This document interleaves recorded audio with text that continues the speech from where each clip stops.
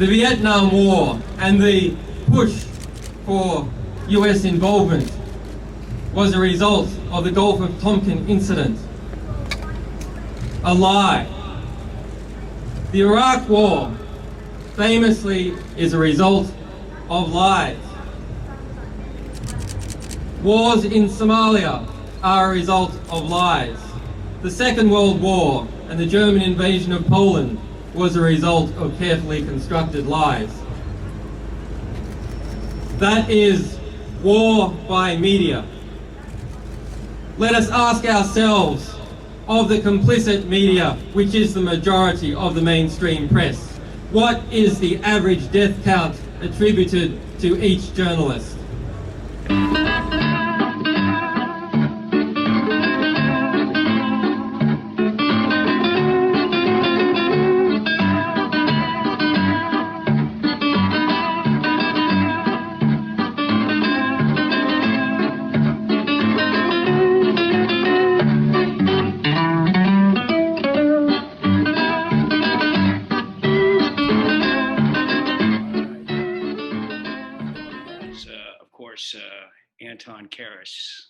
As if you don't know that. I say it every week, as if you don't know that. But, you know, the guy's dead. And, you know, I just saw The Third Man for the 3 millionth time. It was on PBS the other day twice. And Julian Assange from a speech that he gave in 2010 at an anti-war rally. This is Randy Credico, live on the fly, Assange Countdown to Freedom. We are doing a series of comedians, American comedians, who are in support of Assange. We had Lee Camp on the other day. This next comedian was actually taped about 5 or 6 days ago, all right? And we did it with live music, and we got kind of backlogged.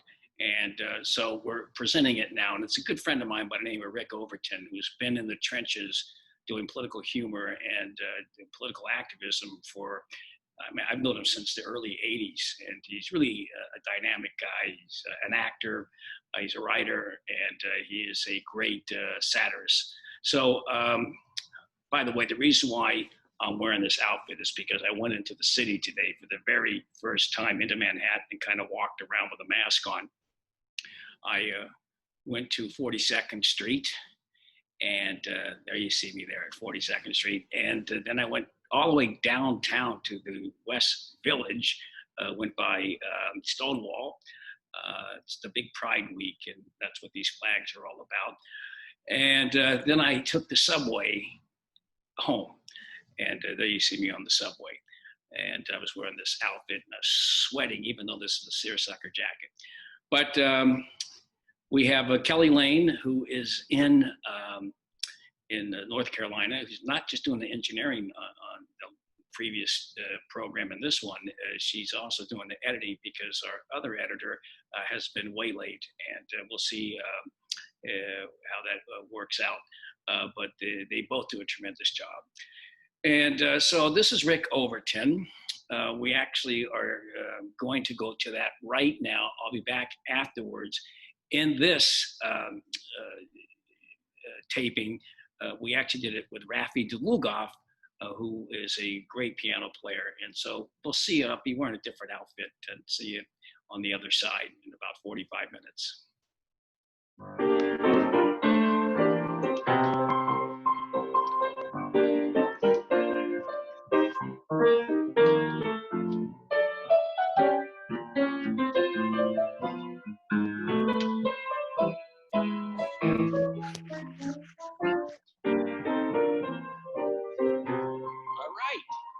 That is the great Rafi D'luggoff, folks. We're moving things around here like a garage sale.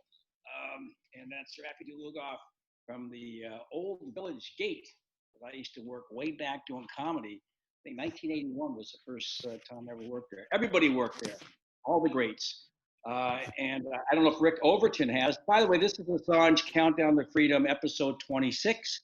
And stand up for Assange, live on the fly with Randy Credico.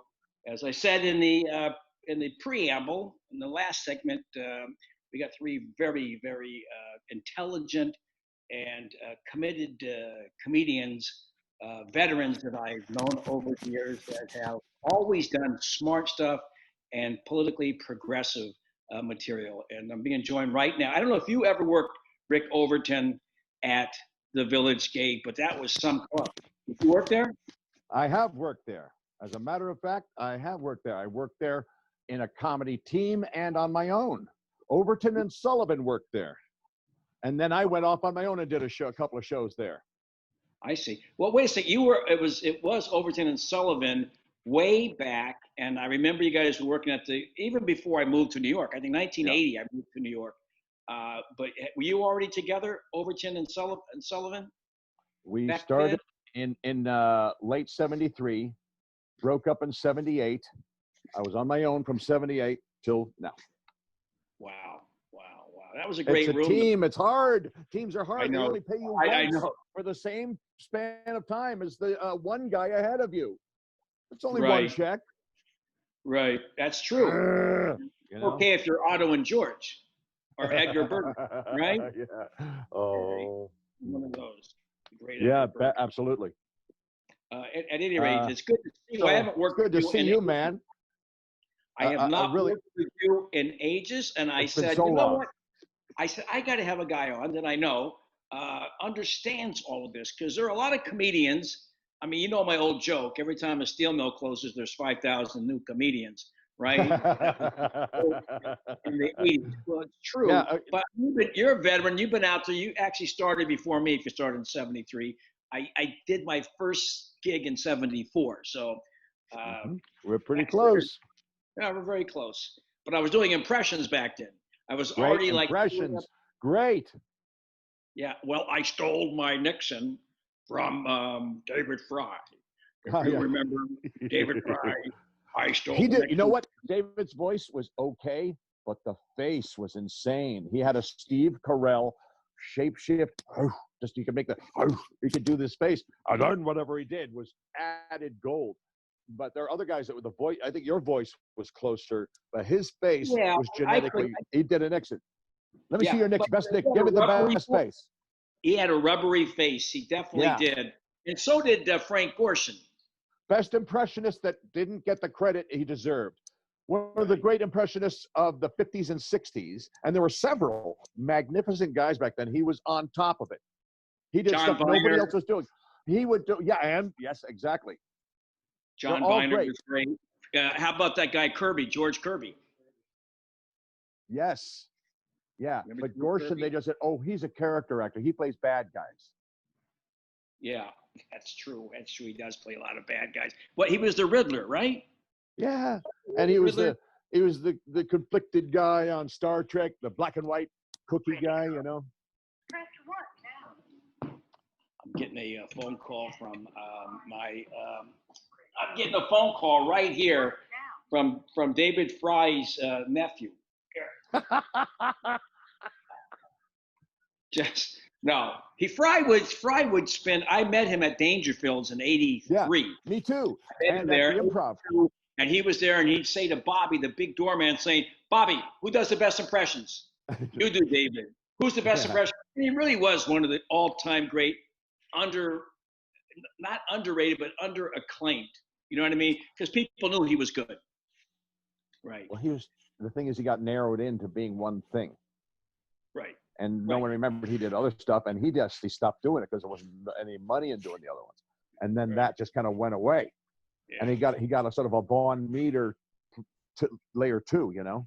Because of the Nixon. Yeah. He did a great William F. Yeah. Oh, yes. Amazing Buckley. Yes. I actually was influenced by this album he did. It was he did 3 or 4 comedy albums, and one was Nixon, A Fantasy, Watergate, A Fantasy, which actually had Walter Winchell was the talking voice or head throughout that. It had a nice arc to it. You know who wrote it? Gabe Kaplan wrote half. Is that right? Yes. Yeah. It's called. Whoa, I didn't know that. Impressions of the impressions. It was 1969, 70, 71, and I would do 72 actually. I would do impressions of his impressions from that album. That's how I really got started.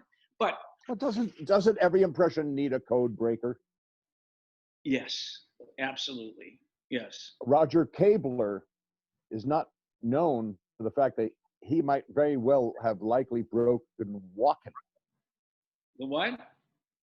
He might have code broken Christopher Walken, Roger Oh. Kabler. He does Robin now. His one-man show's about Robin, but he's the first guy I ever saw doing Walken. And everyone went, oh, right. It sounds like this. Right. It's, Oh, he yes. code broke it. You saw all the comedians go, Right. right. You're the same way with the guy who was in Bond, James Bond, the original. Oh, Sean James- Connery. Yes. Yes, Connery. Well, if you are to do him today, his voice is up here. Yes, it is 89 years old, and I live in Barcelona. He's Scottish, right? Right. Like you are. You're Yes. Scottish, I'm Scottish, yeah. right? I'm And you're Scott. I'm from same. Overton or Overton, I'm from Clan Macintosh. Clan Macintosh. It's a great country. Overton's out of Dad's side, but Mom's side's all Macs. You spend much time there? Not enough. Yeah. It's Oh, really. do you love it? Have you been there? Have you been to Edinburgh Fringe or anything like that? Oh, it's I great. did see Outlanders though. I loved Yeah. Outlanders. Did you watch that? Yeah. Oh, yes. All 700 episodes. Oh, wow. I'm not Well, just so saying. you should- One day, you're kind of a world traveling cat at one time. You got to get out to Scotland one day, man. I've been there. Oh, I how was- many times have you been? I've been there for 4 days. At my friend Greg Murray, the former ambassador from the UK to Uzbekistan, close friend of mine. I was just with him at the Assange trial, but he and his wife invited me to stay with them in Edinburgh, and I stayed with him and this fellow by the name of Hugh Kerr, who's a former member of the European Parliament, a very smart guy, knows opera. I had him on the show one time talking about opera, all the political motivation behind many operas that are hidden. He went through all of them. That's the most radical musical form is opera. At any rate, he's one of yours, man, and it's really good to see you. And what are you? Rafi D'luggoff says that you're in this show that I haven't seen, where you play the Tonight Show booker. Yeah. What's I'm the name of dying up here. I'm dying up here.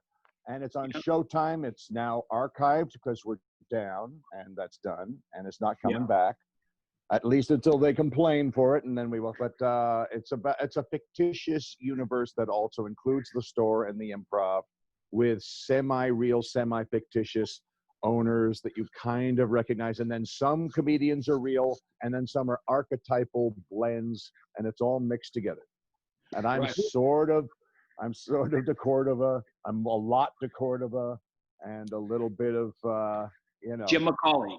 Jim McCauley and LaSalle, so Right. A mixture of the different bookers. So Right. that's kind of the schmear I was on top of the bagel I wanted to be. I But it was fun. Yeah, it must be. Can you believe the wonderful performances out of all the people? Our favorite people were just knocking it out of the park with their acting. The acting was magnificent on these. You got to see the performances. Brad Garrett, he brings tears to your eyes. Brad Garrett's in it. Who else? I have not seen this. You got to see it, man. You were there for some of this, so you got to see it. See it through. Right. It's a dark, I won't say dystopian, but it's a dark look at the comedy world that isn't completely funny all the way. There's moments of humor, but it's showing the daggery side, Right. Well, I definitely got to see that. And you've been doing since 1973. What was the first national TV show you ever did? National? Or any big television show, one that you were looking forward to doing that you It was did? a small thing that turned into something so meaning. It was our first one. Roger and I got a shot to do the thanks to Jerry and Ann, Stiller and Mira. They got me and Rod. They were a team. They liked us. They liked the other team at the Improv. We were the other team. Edmonds and Curley, Overton, Sullivan. There's a bunch of teams. But they liked us. And so they said, how would you like to do the Thanksgiving show with Bill Boggs live on Channel 5 in Manhattan? And we went, oh, wow, that'd be unbelievably great. We were the waiters ruining the Thanksgiving dinner while they were having food and stuff like that, and going, just improvise and ham it up. And that was the show. And they said, you were very funny. Thanks for coming down to do the show. And Roger and I went off, and he went his way, and I went mine. I'm walking back, and I'm walking through Central Park, and I run into John Lennon and Yoko Ono. And I went, oh, you just capped off a perfect day. And he went, oh, thank you very much. That's a very good impression. You do, once in a while, you'll toss out an impression that's offbeat, right? Yeah. What are some of the other ones? I've been getting lost with my new Morgan Freeman GPS. Yeah. San Fernando Road. Ooh. There was a time. This was all orchards through here. A man could dig his hands in the soil, make a name for himself. But 2 kids through college is, oh, I'm sorry, I think we missed the exit for the 5. That is dead on. That is absolutely dead on. And it means a lot to me because the movie Shawshank Redemption, which is about prison. Andy Dufresne. Right. Wow, that's good. Can I tell you something? Why it's so special to me? Thanks, man. That was made. That was made in Ohio at the Ohio State Reformatory. The movie, the script is Maine, but the actual shooting was in Ohio. Playing the part of a Maine prison at the Ohio State Reformatory. My father did 10 years in jail there. Back before I was. Randy? For what? Safecracker. 1935. What is this? 1935. Whoa. I'm going to put up. Whoa.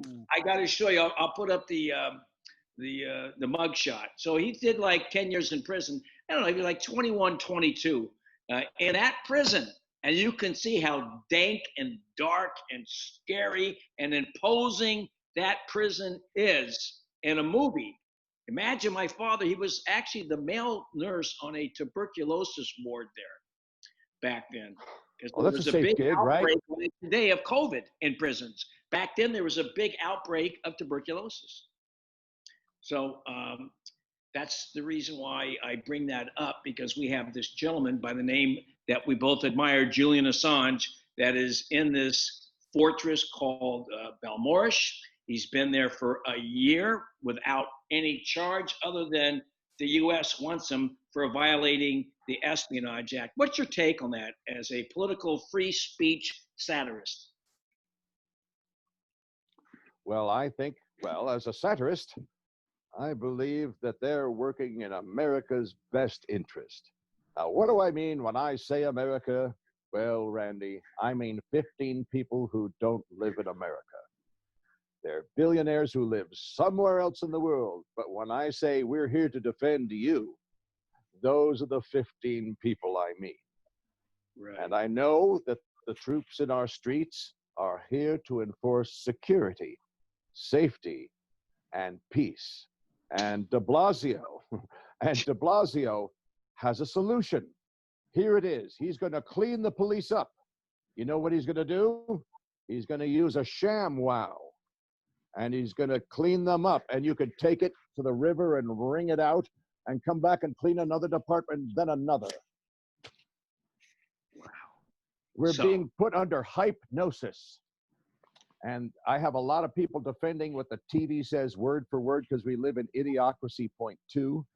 And Julian Assange shattered the matrix to the point where that angry, spiky thing at the end said, get that guy, and forget the rules to do it.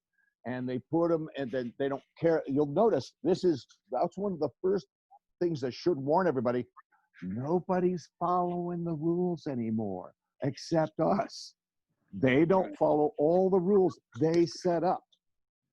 Right. And they're just leaving us like sheep so that you could take the fence away, but just leave the posts, and the sheep assume the fence is there. we are being corralled right now, and we're being had, Dad. We're being jibben. Right. So this is definitely an organized effort to keep him quiet. They don't want the information that he has already disseminated out there. They want to definitely send a message and to intimidate other journalists. And why do you think That's his head on a stick out in front of the building? You want to be the next him with your head? Like Cicero, when they put Cicero's head on a stick in front of the Roman Senate, right? That was the same. It's the same Romans. Right, the same Romans, different place. But different Rome. He brought that up. He brought up the fact that that you can do whatever you want here, right? But if anyone does it somewhere else,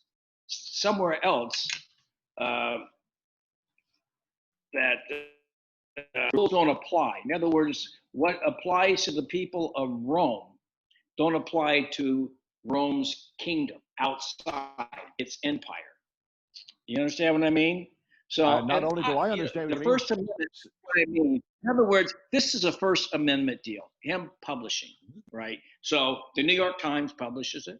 The Washington Post publishes it. CNN plays the collateral damage video, and so does MSNBC, and so does everybody else. But they're not subjected to the same kind of rules that he's subjected to, which is it's a total double standard. It's a double standard, and it's an elite double standard. And we'll go right back to Nixon when he said, "Yeah, but those rules don't apply to me." That's it, right? We've had a warning for years that this is how those people really operate. You know, we've been warned for decades. Right? They never play by the rules, right? We do, but they don't. Yeah, They're we for do. us. Like you said, the people that are running the show, and you see it right now. The police don't play by the rules. The judges don't play by the rules. The prosecutors don't play by the rules, but we're supposed to. We're right? loyal. We're trained like pets. Yeah, I see. That's very good. Let me ask you a question. Your very first show was not the Smothers Brothers, but I want to go to the Smothers Brothers before I forget, because they did some groundbreaking stuff back in the 60s. A lot of people don't know. Can you take us through what the Smothers Brothers, I know you're friendly with them, and the sacrifices they made? Oh, yeah. They got in huge network trouble. They got canceled for saying the messages they were saying about Vietnam. And there were very few people speaking up against it. You know, there's maybe 3 people who spoke out like that. Rod Serling was one with the Pip episode. Which episode? He was a big Pip. It was the Pip episode. Right. His kids die. He dies in Vietnam, and he's tortured by it, you know. And it's like no one was touching Vietnam then. It was the earliest days of the conflict, you know. And then there was one, and there's another one. I can't remember the name of it, but he was always talking about either the aliens coming and causing social disorder with us and stuff like that. Right. He was talking about stuff that was going on racially, and he covered a lot of very brave things. There were some pioneers back then because they went up against the world of hell. You're and talking about Rod Serling and the Smothers Brothers. Yeah, Rod Serling was a very hip guy, man. Oh, I know. And then he even tried, when he came back with Night Gallery, he tried to get political, and they said, you know what, we've had enough of you, right? Yep. That's it. Yep.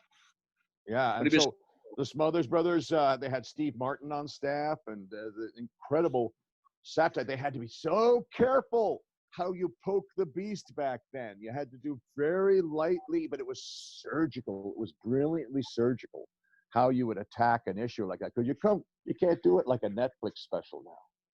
Back in 1968 on CBS at that time span at night. Huge guardrails back then. Electric fence. You get zapped. You still got it, man. You still got it. So what happened with the Smothers Brothers? They did the deal on Vietnam, and then the network said that's it, and they got thrown to the side of the road. Got elbowed out, you know, for being honest and speaking out about truth, and Nixon and stuff like that. Sure. Rowan and Martin stayed around, though, so they right? in the Carol Burnett show. In the Carol Burnett show, right? Yeah. It's difficult, man. It was very difficult. You only had a few networks, and people did not like, they did not like those network executives to be pushing buttons, right? I mean, do you remember what happened to Jim Garrison when he was on with Johnny Carson? Remember with the conspiracy theory, which it's pretty clear that there was a conspiracy, but they ridiculed him. Old Jim Garrison, Carson did.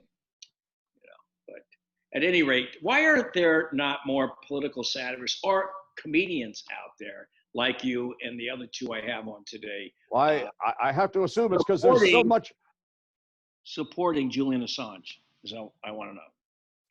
You don't hear too much support amongst. Well, comedians. just in general, the political satire in general. There's this, unless you're already on a network with it, there's not a lot of money on the road with it. There's a lot of gigs that don't want to hear it at all. And so if you're living not on TV and already established with your spot on SNL or on HBO once a week, or whoever is the voice for that network's version of a generation, there's no other room for you. And so you got to do the road instead, or do your podcast, and there's not a lot of money in it. And they're trying to just stay alive, and it's too bad. I wish there were a value system that didn't censor truth to keep art running. Those things should be separated like church and state, but they're not. You should be able to have sustenance doing something people enjoy it, I mean, and they sure need it. I don't expect it ever to be subsidized. I don't think that's realistic. Yeah, but I think, what I think now? I think people would be extra open to hearing what satire has to say about things, whereas they might have been kind of blasé and blocked it off before. Right. I think so. I think some gates have opened very wide these days. I think. I mean, look, with this president, the last president, I wasn't thrilled with. This president, I'm not thrilled with at all. He's definitely, but there is a little bit of a difference. This guy is so bad. This guy, Trump, is so bad. Now, what do you think coming up in this election? Biden was never great, but are we at a point right now that this is 32 Germany? Are we there? Yeah. This is Hindenburg versus Hitler. Is that it? Except it's the theatrical staged version of it, and it's being they're having meetings. How much lower does Trump have to go to get Joe to look better? And it keeps digging and digging, and there's fucking Joe the whole time right next to him, looking him in the face. And so I think the whole point is we're being set up. Progressives were set up in 2016. We learned between 2016 and now that they are going to blame us and set us up as patsies for something that is an impossible equation. Joe Biden, who's going to be torn to shreds by the other side, is set up so that they will lose, and they get, you progressives did it again. Except they did it too much. They're morons, and they overdid it, and we caught them at the trick. And now that trick is blown, and it won't work, and we ain't taking that shit. And so when they try to say, you progressives ruined it for us again, no, it was you lazy, uninformed, centrist assholes. This was your fault to begin with. It's still your fault now, and you use the same trick twice because you're stupid. Right.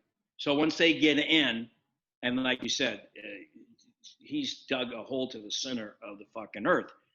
The whole point is to be good negotiators.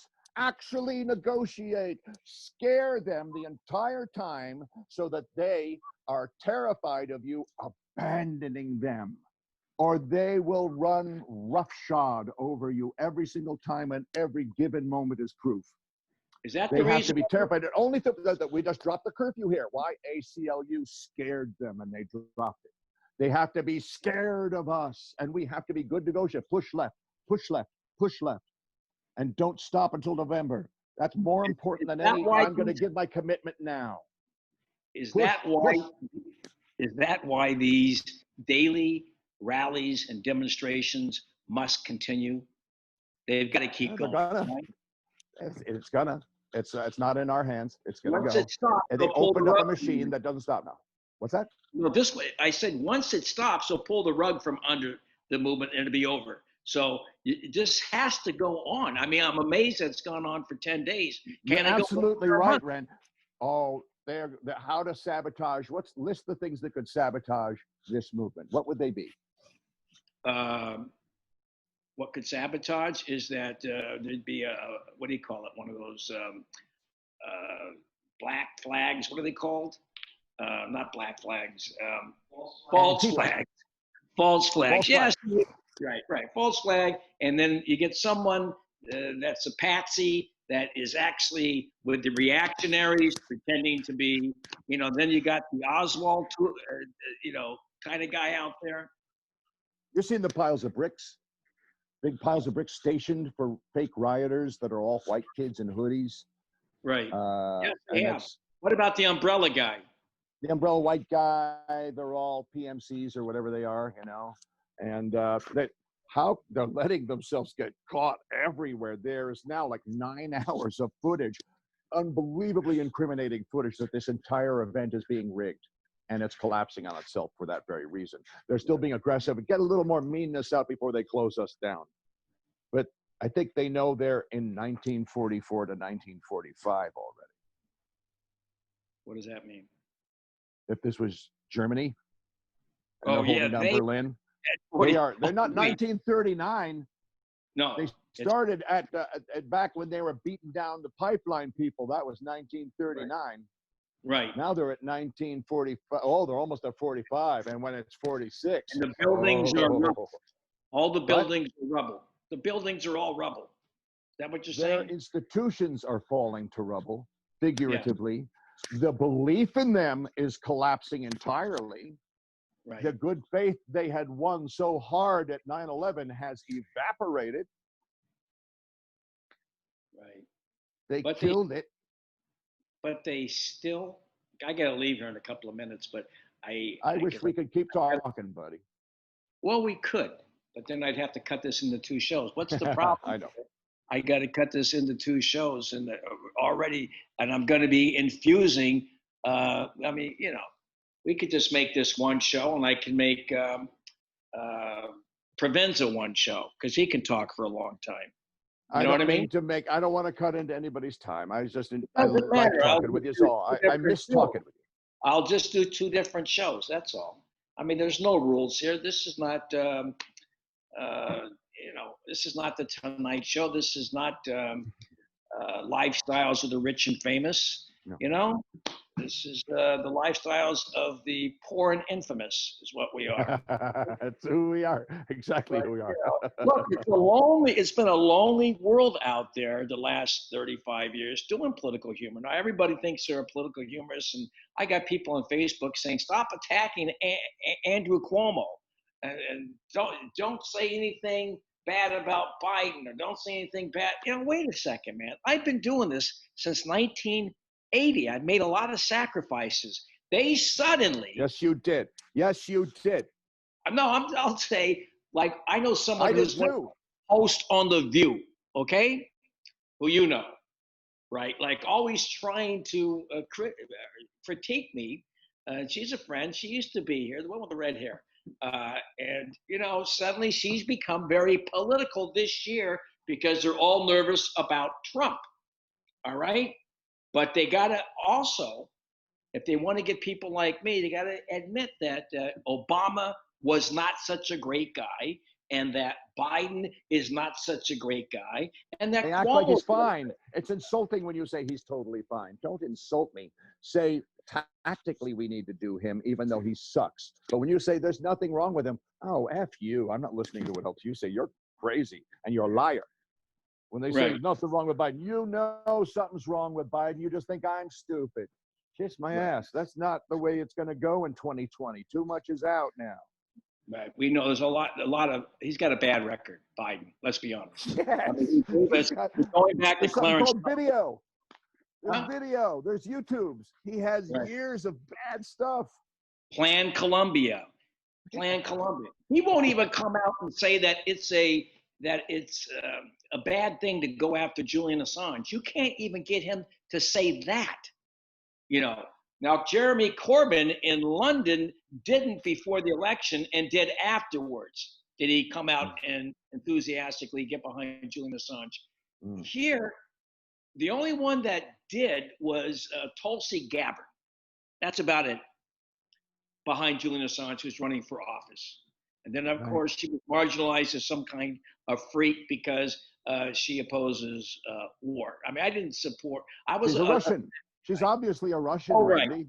Yeah, well, I was a Russian too. I was helping out, and I got all sorts of subpoenas for a couple of years, and somehow I was facilitating Donald Trump. And a lot of liberals still think that I had something to do with Trump's victory. It's like, and Julian Assange had something to do with Trump's victory. I said, wait a second. Julian Assange did not give a map to Hillary Clinton that excluded Michigan and Wisconsin.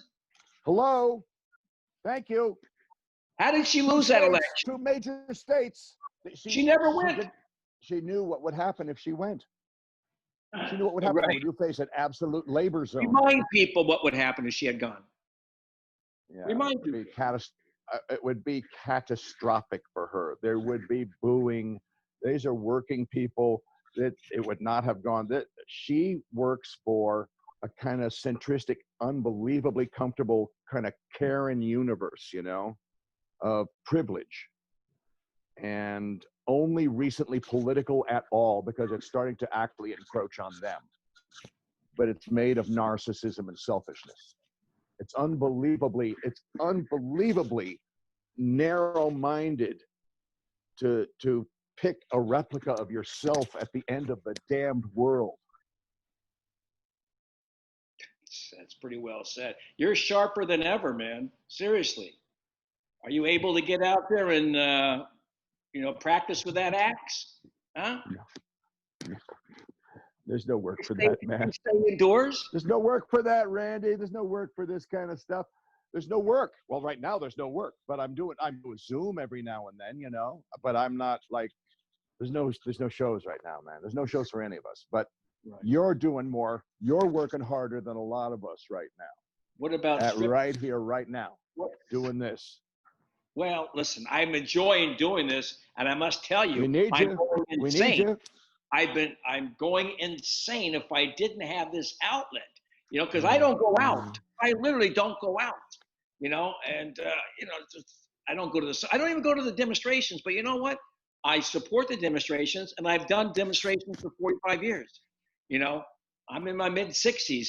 It's their turn right now, right? Other people can be at the demonstrations, but I can't go, I really can't go to them. I'm not because I'm afraid of being arrested. I got arrested 8 times. I got arrested more times than Willie Sutton, okay? I got popped a lot over the years at demonstrations, maybe 15 times.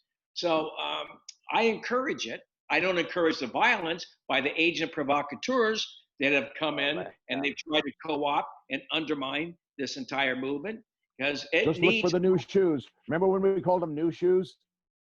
Remember new shoes? The hippies would all be around, and the guy'd come up with his women's wig with a bandana holding a synthetic wig with a tiny, tight little mustache, and the giant round sunglasses for women, and the crisp, brand new bell bottoms that are ironed with a crease, and brand new shoes, shiny new shoes. And you go, say, fellows, does anyone have the roofer?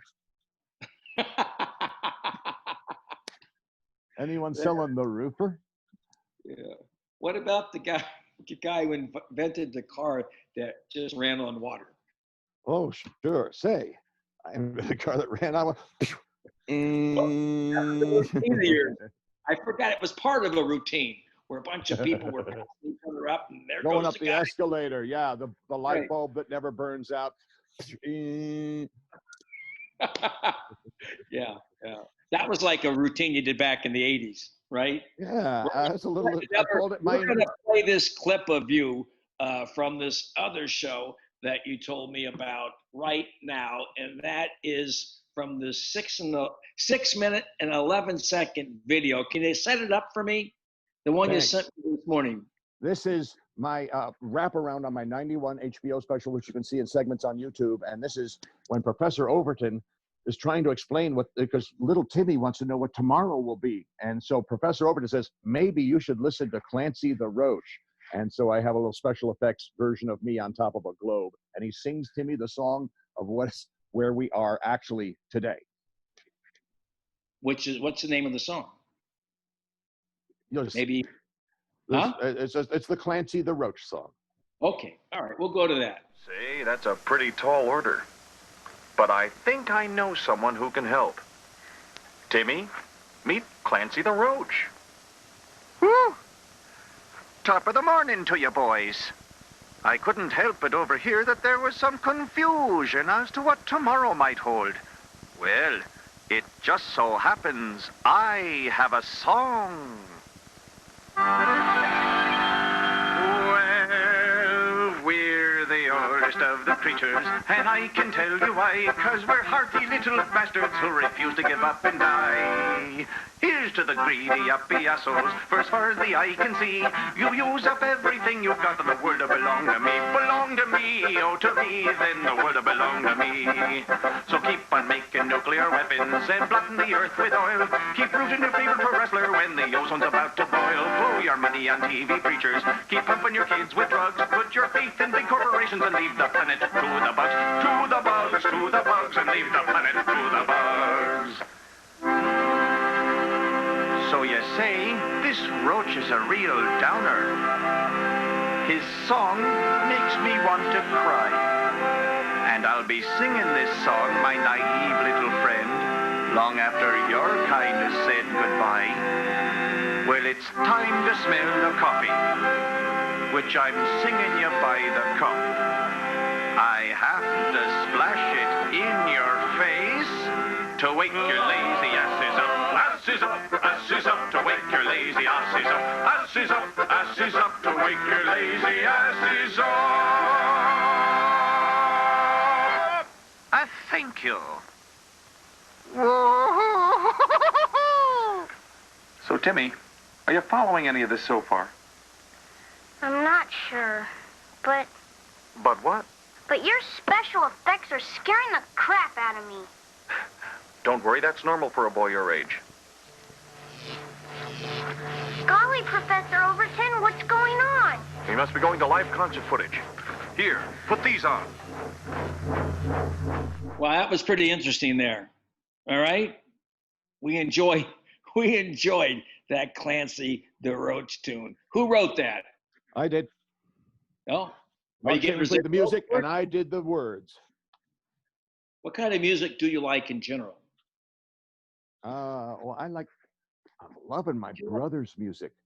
My brother is knocking it out of the park. And on YouTube, Steve Overton, SX Overton, on YouTube, listen to his music. And it's all him, every instrument, recording, mixing, voice. He does it like Todd Rundgren. It's unbelievable. And now he's actually going to be working with the lead singer from Toto, and they're going to do a couple of his songs. And I'm just through the roof. I'm happy for his news these days. Wow, that's great, man. Now, your father, was he in the business somehow? Totally. He arranged for Thelonious Monk. Oh, I just heard that. Rafi D'luggoff told me that. I didn't know that for sure. I had to get it straight. Raph, right. Thanks, man. Yeah.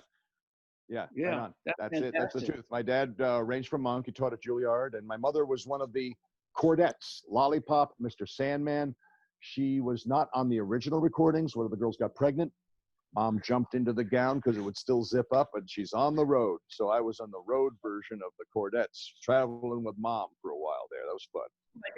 It's like the Jimmy Cagney, Yankee Doodle Dandy, the Four Coens, Yeah, right? vaudeville kid, the Flying Foys, yeah.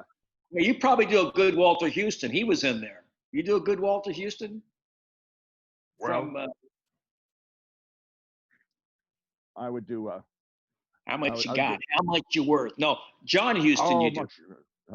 I don't do Walter Houston. Yeah, but John Houston from Chinatown. You do Walter. You do the Walter. Give it to me.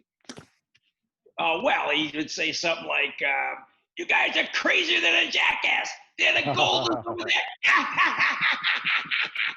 Oh, yes. Over there. Chris Let me Pinner tell you has something, guys. You want to get the gold? You gotta This guy. I'm doing Chris Pinner, yeah. Yeah. That's it, yeah. Chris Pinner has that guy. Yeah. Right. Oh, that's lovely. Well, listen, John Huston, I love. And All right, here's my weirdest impression. Here's Jimmy Stewart in The Spirit of St. Louis when he's flying over Newfoundland and he's leaning out the window and he's trying to get the attention of a bicyclist who's riding along and sees him. And here's his voice. Hey! Hey! Hey! I saw it. Hey! That's great. I just saw him in the movie with John Wayne, the man who shot Liberty Valance. Oh. You pick it up, Liberty. You pick it up. You pick up the meat. Listen, that's what I do. I watch Gunsmoke. You do a James Arness? No. James, Oh, I do. You know, Timmy. Do you like gladiator movies, Timmy? That's I do later. That's his brother. They're brothers, right? Yes. What's the guy's name? The guy who was in. I don't do James Arness. Who does James Arness?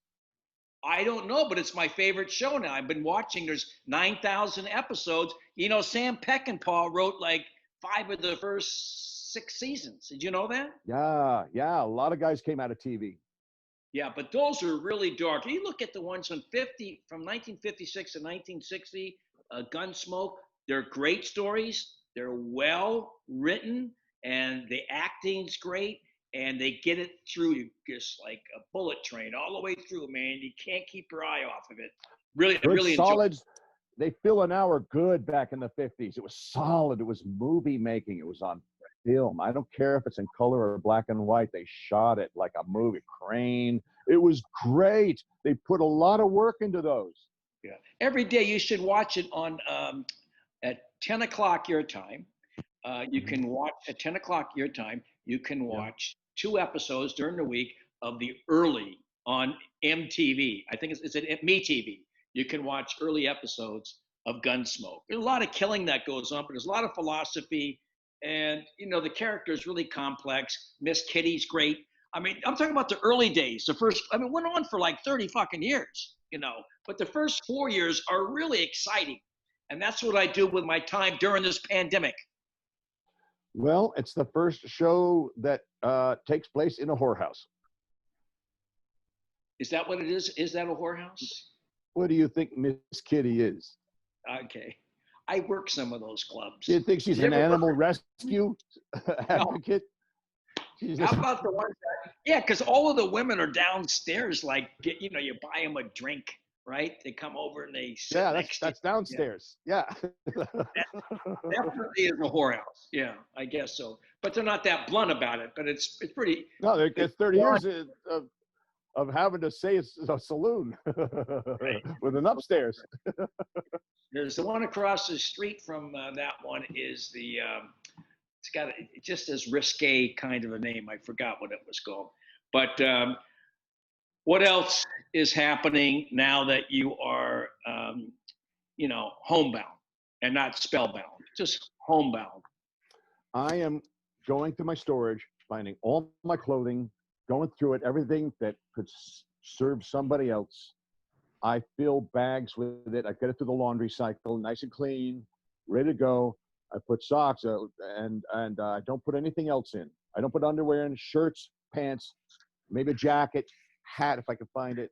And I make a baggie, and I find some people that are living under these overpasses, and it's everywhere. It is everywhere, long, growing, and not just that, but these panel vans, white panel vans you see parked everywhere. That's a whole family in that panel van because they lost their home. You're talking about Southern California. I'm in New York, so most people don't know how bad the homeless situation has become.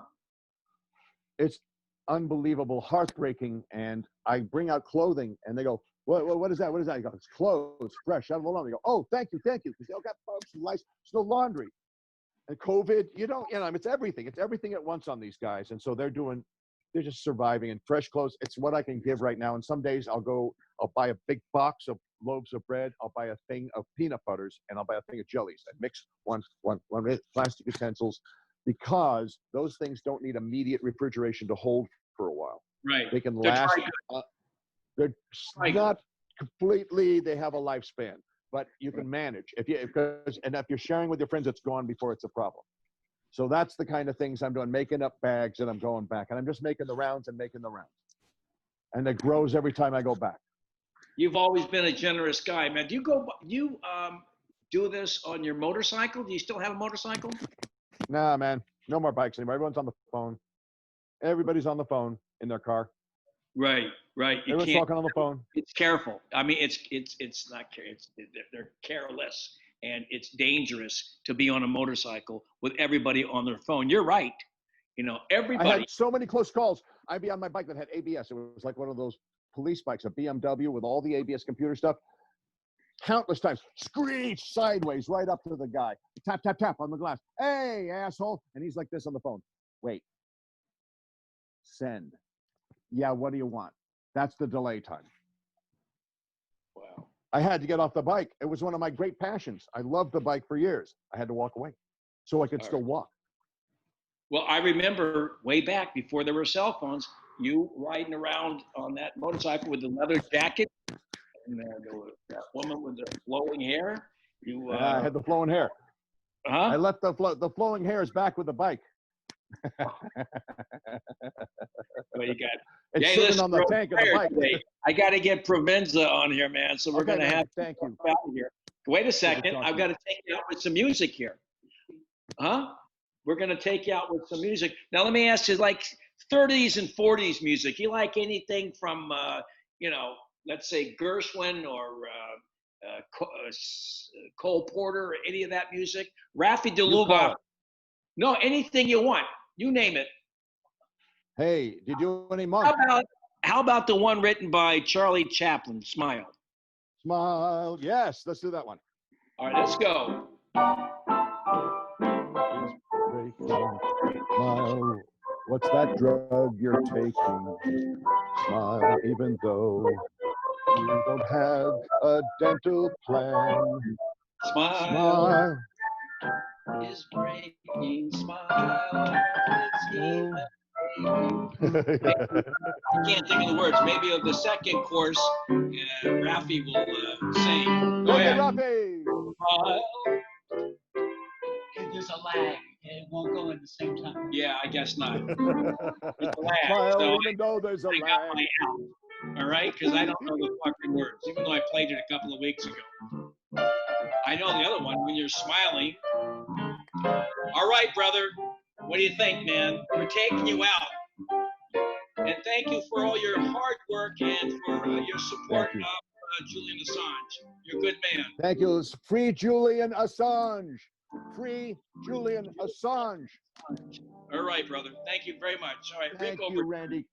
Good All talking, right. brother. Another course of that. When you're smiling, when you're smiling. You're smiling, the whole world smiles with you. The whole world smiles with you. When you're laughing, When you're laughing, keep on you're laughing. They tell you it's a 2-drink minimum. But when you're crying, you bring on that. You're crying. Boy, am I out of tune, man. I'm sorry, I can't hold it. Take it. All right. Solo. Thank you very much. Talk to you very soon. Rick Overton. Take care, bro. Thank you. Thanks, Randy. Talk to you soon, buddy. All right, that was a lot of fun. Rafi D'luggoff playing the piano like the old days at the Village Gate. I used to work the Village Gate. His father was the owner and did a lot of benefits there and a lot of stand-up performances with some great people. Dick Gregory, Barry Crimmins, and Jimmy Tinkle, and probably, I know Rick said that he worked there as well. Rick Overton, what a great guy. By the way, this is Randy Credico Live on the Fly, Assange Countdown to Freedom. I think it's episode 28. Can you believe that? And this is our comic series. We have Lee Camp. We have right now Rick Overton, and coming up we have others. So we hope to get more professional comedians, satirists out there in support of Julian Assange, because it's really vital that we have influence in this country before this trial resumes. There are a lot of people out there who don't like Julian Assange. They blame him for Hillary Clinton's loss, even though it's crazy to think that way, and Donald Trump's win. So the liberals don't like him, and conservatives don't, because he exposed our racist international wars. All right, Julian Assange is an anti-racist, and what he has proven is that our wars are racist. He's exposed Afghanistan, Iraq, Libya, Honduras, and elsewhere. So he's done a lot to combat racism on an international level. There are protests in this country about domestic racism, but there's also international racism. And Julian Assange deserves a lot of credit for exposing the US military and all of the intelligence organizations' rape and plunder and murder of people of color around the world. That being said, we definitely need to get people on that page. We want to continue this show. And like I said, this is 28. We have another 12, 13 weeks before the trial hearing resumes. And we definitely need your help to do this all the way through. It's vital. We don't make any money here. We're just trying to pay for the expenses. And you can do that by going to AssangeCountdownToFreedom.com. We've been doing this for 4 years. 4 years now. This is our 4th year of doing this since Julian did the first show way back on April 11th, 2017. So AssangeCountdownToFreedom.com. And please help. And I want to thank Kelly once again. I want to thank Jimmy Sunderland. I know she'll be back with us. And I also want to shout out to our dear friend, Anonymous Scandinavia, who played a big role in this program for about 17, 18 weeks. And we have not found where they are since that last one, 10 weeks ago. All right, so we're going to go out. We've been playing this Billie Holiday tune, and this is Billie Holiday. It's called Strange Fruit. It was written by Manny Maripold and playing the last couple of shows, and we will continue to kind of memorialize those who are victims of police brutality and police violence in the United States. And, see you soon. Thank you very much. With what has happened, the last 2 centuries, African Americans gunned down by law enforcement, enslaved, put to work, convict leasing, put in jail with the drug war. But in the last week, it's really heated up, and it's got to stop. Southern trees bear a strange fruit, blood on the leaves and blood at the root, black bodies swinging in the southern breeze, strange fruit hanging from the poplar trees.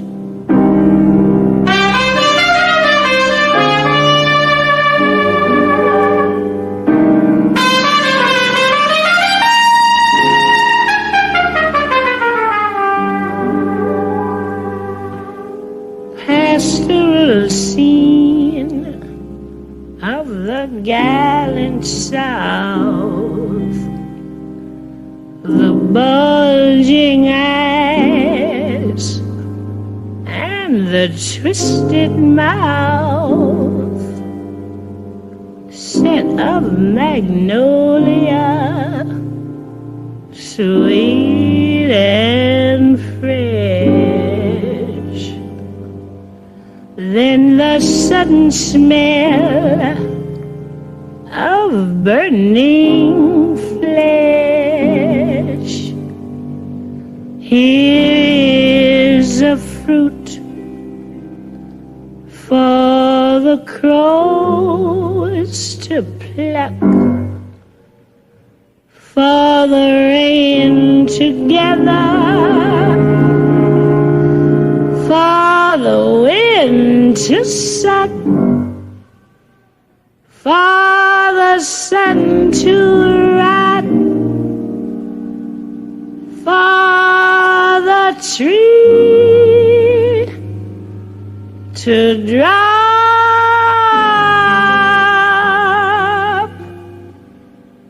Here's a strange and bitter